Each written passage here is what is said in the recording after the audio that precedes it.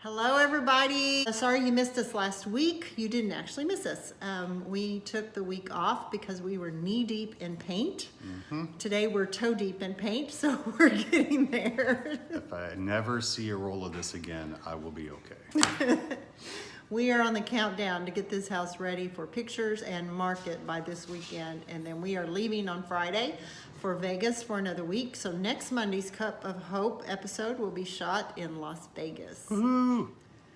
Ephesians 6:11 says, "Put on all of God's armor so that you will be able to stand firm against all the strategies of the devil." Verse 14 of Ephesians 6, which says, "Stand therefore, having fastened on the belt of truth," which we talked about 2 weeks ago, "and having put on the breastplate of righteousness," which is what we want to talk about today. Once again, Keith and I have two differing views on exactly how to interpret this. Now, let me preface by saying that we are not theologians. Nope, never pretend to be. Never pretend to be. Neither one of us have ever had seminary. No, and our views go together, but they're from two different points of view. Yeah, they do. They definitely work together. My take on putting on the breastplate of righteousness is righteousness in and of itself is not something that we have or not something that we are able to attain. We are not righteous. We are sinners. We are not worthy. And so we cannot put on righteousness in and of ourselves because we don't have righteousness. So it has to be God's righteousness that we put on.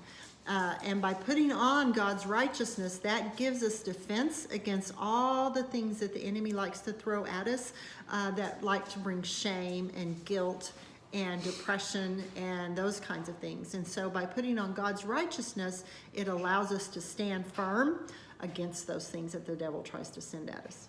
True. And it's not a surprise to me that we're told to put on the breastplate, physically the breastplate, because that's where our hearts are. And also need to keep in mind that it's not our armor we're putting on, it's not man-made armor, it's God's armor, and that's why it's righteous. And keep in mind that Satan likes to attack our hearts. That's one of his favorite places. Things like condemnation, guilt, things that just make the heart sick and make us sick. And that's just a place that he loves to attack. So by putting that breastplate on, covering our hearts, we're in effect using God to protect us, right? And also, the second point I have is it's no doubt that God's telling us to protect our heart. I guess it's Proverbs 4:23 where it reads, "Guard your heart above all else because it determines the course of your life."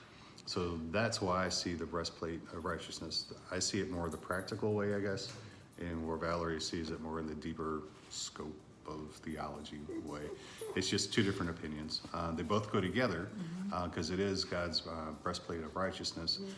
It's just I can relate to it the actual way where she can relate to it because she's smart, the big picture way.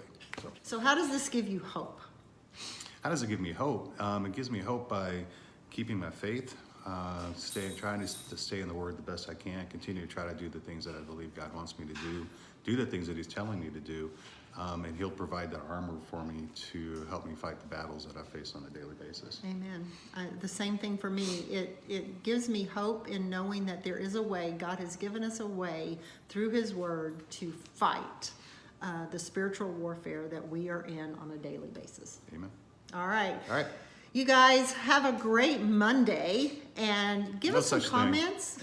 No such thing. It's already gone on here. So give us some comments, any feedback, any questions, any corrections if you disagree with us.